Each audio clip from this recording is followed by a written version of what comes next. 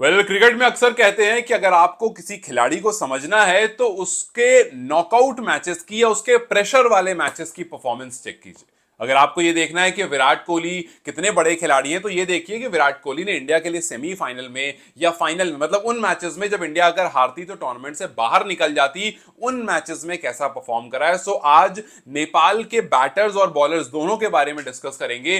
Knockout matches में उनकी performance कैसी रही, वो इसलिए जरूरी है क्योंकि आपको उससे पता चलेगा कि जब भी कोई नेपाल क्रिकेट को जानता है तो ऐसा क्यों होता है कि वो पहले संदीप लामेछाने को जानता है, वो पहले कुशल बुटेल को जानता है और फिर उसके बाद इन डेप्थ नॉलेज उसके अंदर आती है।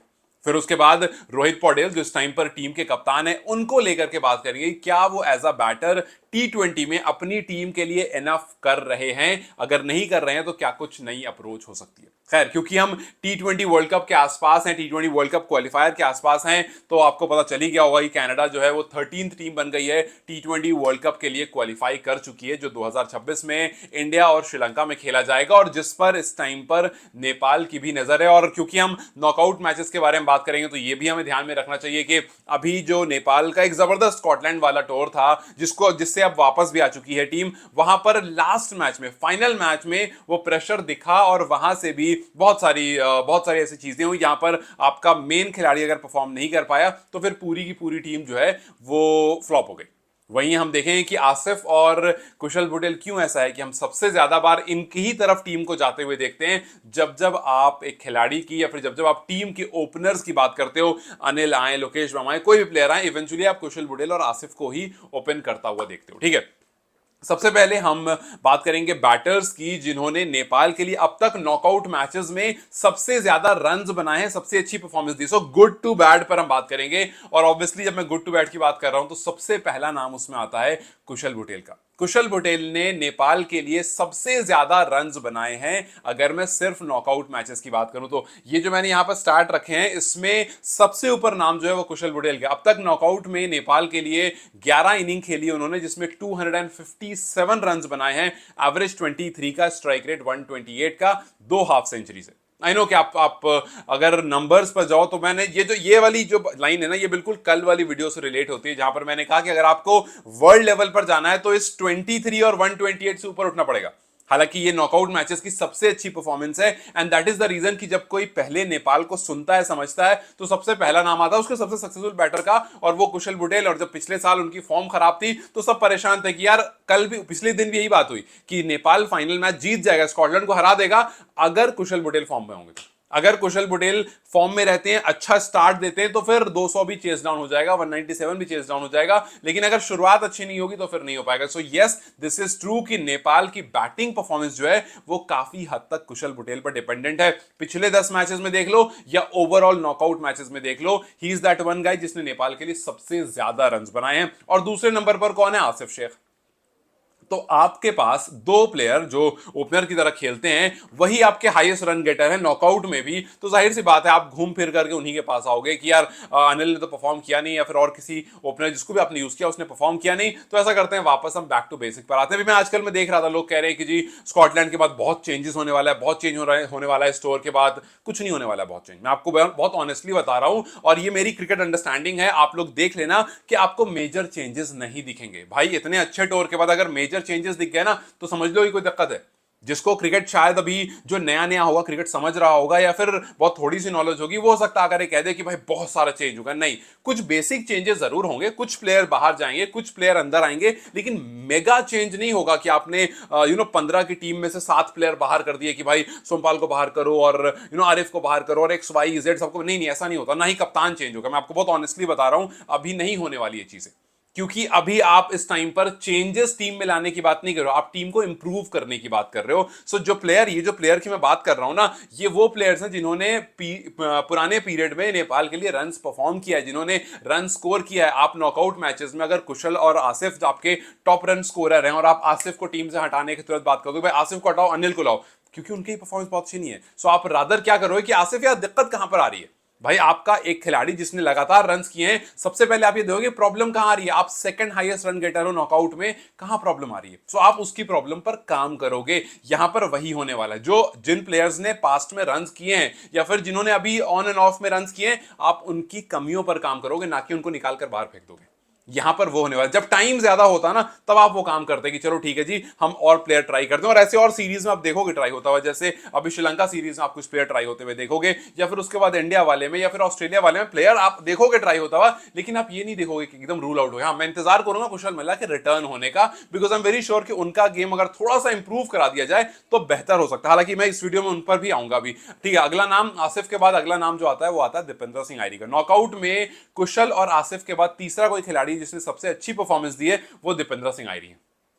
8 इनिंग 198 रन, 33 का एवरेज, 142 का स्ट्राइक रेट। इनका एवरेज और स्ट्राइक रेट ज्यादा अच्छा इसलिए होता है क्योंकि वो नीचे आते हैं। नीचे आने के बाद जाहिर सी बात आप काफी बार नॉट आउट जाते हो, नॉट आउट जाने से आपका एवरेज ऑटोमेटिकली अच्छा हो जाता है। स्ट्राइक रेट क्योंकि आप उस टाइम पर आपको तेज ही खेलना होता है, लेकिन आपके 8 इनिंग में 198 रन हैं, तो तीसरा बेस्ट है। सो आपको भी इन पर काम करना, बिकॉज हम देखते हैं दीपेंद्र सिंह यारी काफी बार बहुत प्रेशर में आ जाते हैं। जब खिलाड़ी जो भी गेंदबाज होता है वो अपनी लय पकड़ लेता है तो वहां पर आयरी की लय खराब हो जाती है। बैक टू बैक यॉर्कर्स में आयरी परेशान हो जाते हैं, गुड लेंथ से बॉल निकलती है, आयरी काफी बार उसको बाहर खेलने के चक्कर में निक होकर आउट हो जाते हैं। सो इन चीजों पर आयरी को थोड़ा सा काम करना। अब आते हैं असल सवाल पर कि भाई रोहित पौडेल जो है वो T20 में एज अ कैप्टन और एज अ प्लेयर कितना कुछ कंट्रीब्यूट कर रहे हैं। देखिए, नॉकआउट मैचेस में रोहित पौडेल ने 9 इनिंग में 158 रन की है, उनका एवरेज है 22 का, स्ट्राइक रेट है 104 का।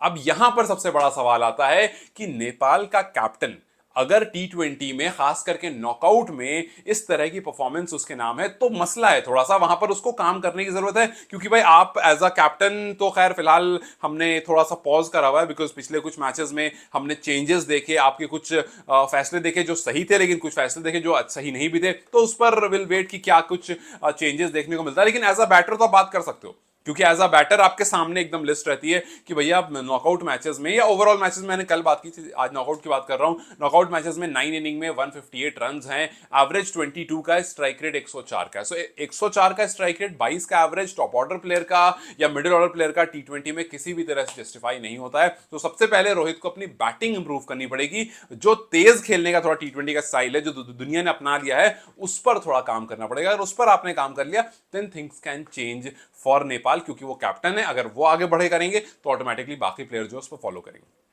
अगला नाम गुलशन झा का। गुलशन झा ने 8 इनिंग में 156 रन किए, और मैंने रन्स के हिसाब से डिवाइड किया, 156 रन किए, एवरेज इनका 19 का, स्ट्राइक रेट 128 का है। सो यस, इनका स्ट्राइक रेट थोड़ा सा और ऊपर होता, ज्यादा बेहतर होता, 130, 135, 140 के आसपास होता, बिकॉज इंटरनेशनल क्रिकेट में आप स्ट्राइक रेट 180, 190 का नहीं देखते हो, वो IPL वगैरह में और अदर लीग्स में चलता है, बिकॉज वहां पर उस तरह की पिचेस होते हैं, उस तरह के गेम्स होते हैं कि 200, 250, 300 रन, 300 तो खैर नहीं बने, बट 250, 260, 280 इस तरह के रन बनते हैं, और आप बोलते हो कि यार क्या पता ये हार भी जाए। सो बट स्टिल अगर आप इंटरनेशनल मैचेस की बात करो तो वहां पर आप यूजुअली 180, 190 का एक अच्छा T20 मैच देखते हो, तो वहां पर आपका स्ट्राइक रेट अगर 130, 140 या 150 तक है तो एक अच्छा स्ट्राइक रेट। वहीं अगर आप कुशल मल्ला की तरफ देखो, कुशल मल्ला ने 7 मैचेस में 112 रन किए हैं, लेकिन उनका स्ट्राइक रेट 150 से ऊपर है, इनका एवरेज 18 पर है। तो वही टिपिकल कुशल मल्ला, आएंगे तेज जरूर खेलेंगे लेकिन आउट होकर बहुत जल्दी चले। तो आपके पास रन ही नहीं है, रन नहीं है तो एवरेज आपका 18 का आएगा। अब 18 के मैं नॉकआउट मैचेस की बात कर रहा हूं, बार बार मेंशन कर रहा हूं। सो 18 का एवरेज अगर नॉकआउट मैचेस में आपके पास है 7 इनिंग्स में 112 रन में, तो मामला वहां पर थोड़ा गड़बड़ है। तो कुशल मल्ला को इनको इंप्रूव करना पड़ेगा। अभी रिसेंट में वो जहां भी मैचेस खेले उनको प्रूव करना पड़ेगा कि मैं वापस आ सकता हूं और जो कमियां हैं उस पर काम कर सकता हूं। सो ये नेपाल के वो बैटर्स जो नॉकआउट मैचेस में, जिनका मैंने नाम यहां पर भी लिखा है, चाहे कुशल पटेल हो, चाहे वो आसिफ हो, चाहे वो, हालांकि मैंने आरिफ वगैरह पर नीचे नहीं गया हूं बिकॉज उन्होंने नंबर ऑफ मैचेस काफी कम खेले हैं, नॉकआउट मैचेस बहुत कम खेले T20 में, सो उन पर नहीं गया, और उनके रन भी फिर उस हिसाब से कम है। अभी रिसेंट परफॉर्मेंस जो है वो अच्छी है, सो उम्मीद करें कि उस पर आप और काम करो, और जब नॉकआउट में आपको मौका मिले तो वहां पर आकर के रन करो। अगर आप बॉलर्स की तरफ देखते हो तो जाहिर सी बात है सबसे पहला नाम आता है संदीप लामिछाने का। संदीप लामिछाने ने 23 ओवर्स किए हैं नॉकआउट मैचेस में, जिसमें 10 विकेट निकाले हैं, उनका इकोनॉमी 6.3 का है।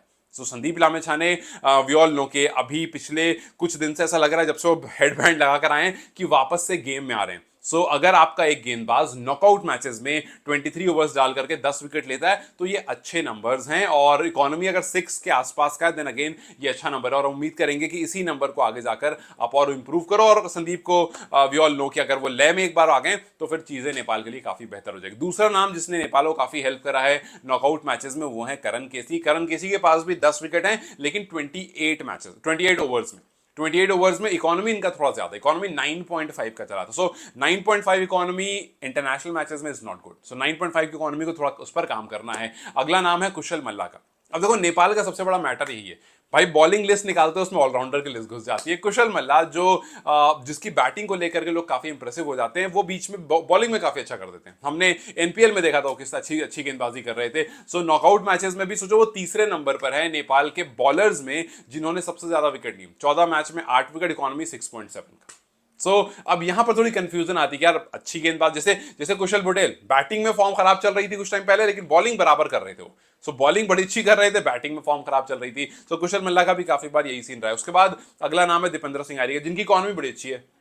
नॉकआउट मैचेस में आयरी की इकोनॉमी है 5.2 की, 18 ओवर 8 विकेट और 5.2 की इकोनॉमी। लेकिन एक खिलाड़ी जिसको पूरा अब नेपाल ने बाहर ही कर दिया है वो है अविनाश बोहरा, जिसकी इकोनॉमी बहुत खराब है। अविनाश बोहरा ने नॉकआउट मैचेस में नेपाल के लिए 10.54 की इकोनॉमी से गेंदबाजी कराई है और उन्होंने कुछ 7 विकेट लिए, जो 28 ओवर के आसपास उन्होंने गेंदबाजी की है, उसमें 7 विकेट उनको मिला है। 7 विकेट 28 ओवर मतलब हो जाता ठीक अगर इकोनॉमी 6-7 के आसपास की होती, लेकिन लगभग 10.5 से भी ज्यादा की इकोनॉमी इज समथिंग जो कंसर्निंग है। और शायद इस वजह से नेपाल धीरे धीरे उनसे आगे बढ़ गए। अब जो है वो नंदन या फिर और फाइनल ओवर के गेंदबाजों के लिए, डेथ ओवर के गेंदबाजों की तरफ देख रहा है कि यार हमें अब गेंदबाज ऐसे चाहिए जो रन्स कम लीक करें और लास्ट में आकर के विकेट्स लेकर दे। फिर उसके बाद आते हैं सोमपाल कामी, जिन्होंने कुछ 26 ओवर किए हैं, 6 विकेट लिए हैं नॉकआउट मैचेस में, इकोनॉमी 8.3 की है। फिर उसके बाद कुशल पटेल और ललित लास्ट में आते हैं। ललित ने अब तक 11 ओवर किए हैं और एक ही विकेट उनको कुल मिला है, इकोनॉमी 8.5 का है। नॉकआउट मैचेस में उनको अभी ज्यादा मौके मिले नहीं है। अब देखना यह है कि ये जो मैंने नंबर आपके सामने रखे इनमें कितना इंप्रूवमेंट हो सकता है, बिकॉज हालांकि अभी नॉकआउट मैचेस तो आपके सामने नहीं है, ऑब्वियसली बात है। अभी तो आप कैंप्स खेलोगे और वो खेलते खेलते फिर आप 3 मैच की T20 सीरीज खेलोगे, तो इन पर ज्यादा फर्क पड़ेगा नहीं बिकॉज ये नॉकआउट के नंबर हैं। लेकिन ये जरूर है कि जब आप T20 वर्ल्ड कप के लिए जाओगे तो आपको पता है कि भाई कौन से प्लेयर हैं जिन्होंने प्रेशर में नेपाल के लिए अच्छी परफॉर्मेंस दी है और कौन से प्लेयर हैं जो आपको आने वाले टाइम में टीम से हो सकता है धीरे धीरे बाहर निकलते हुए दिखे, जिस तरह से हमने देखा कि अविनाश बोहरा धीरे धीरे टीम से बाहर हो गए। खैर अब इंतजार करते हैं कुछ चेंजेस का, जिसकी मैं बात कर रहा था। अब उस कुछ चेंजेस में आपको जो सबसे बड़ा चेंज दिख सकता है वो सिर्फ ये कि जैसे यहां पर सोमपाल अभी थे नहीं, गुलशन वहां पर थे नहीं, उनकी एंट्री होगी, ये तो ऑब्वियसली बात है। बाहर कौन जाएगा, ये एक पहला चेंज आपको देखने को मिलेगा। कप्तानी में आपको कोई चेंज देखने को नहीं मिलने वाला। ओपन में आपको वही दोनों कुशल पटेल और आसिफ ही देखने को मिलेंगे। यहां पर कोई मेजर चेंज नहीं, हाँ बीच बीच में चांसेस मिल सकते हैं, बट कोई मेजर चेंज की एकदम अपनी टीम से निकाल करके बाहर कर दिया, फिलहाल के लिए वो नहीं दिखने वाला। इन कैंप्स पर इनकी कमियों पर काम किया जाएगा। इनकी कमियों पर काम हुआ और उसके बाद इवेंचुअली जब वेस्ट इंडीज सीरीज आएगी वहां पर there is a good chance कि आप देखो इन्हीं को स्टार्ट लेते हुए, अनलेस एंड अनटिल कुछ बहुत नेगेटिव ना हो जाए कि भाई जितने कैंप्स में सब में ही खराब परफॉर्मेंस आ गई। अगर ऐसा नहीं रहा तो इन पर ही नजर रहेगी। And I am very sure के अब जब भी नेक्स्ट स्टुअर्ट लॉ जुड़ेंगे टीम के साथ, जब भी नेक्स्ट कैंप लगेगा उस टाइम पर इनकी कमियों पर सबसे ज्यादा काम होगा, क्योंकि यहीं से मेन रूट आता है और यही जो है नेपाल की सबसे बड़ी वीकनेस भी है कि भाई टॉप ऑर्डर परफॉर्म नहीं करता है। टॉप ऑर्डर जहां पर परफॉर्मेंस की जरूरत है वहां पर वी होप के चेंजेस आए, वहां पर वी होप के परफॉर्मेंस के टर्म्स में चेंजेस आए। बैटर कोई भी रहे, इवेंचुअली नेपाल को T20 वर्ल्ड कप के लिए क्वालिफाई करना है और वेस्ट इंडीज को हराना है, बिकॉज उसके बाद जो है वो कुछ बड़े जो मीटिंग्स रिसेंट में हो रही है उस पर कुछ अच्छे फैसले लिए जा सकते हैं। देखते हैं उसके बाद उस बारे में और बात करेंगे। खैर what do you have to say about this knockout performance, मुझे कमेंट सेक्शन में जरूर बताएं। Till then you guys take care, I will see you very soon, bye bye.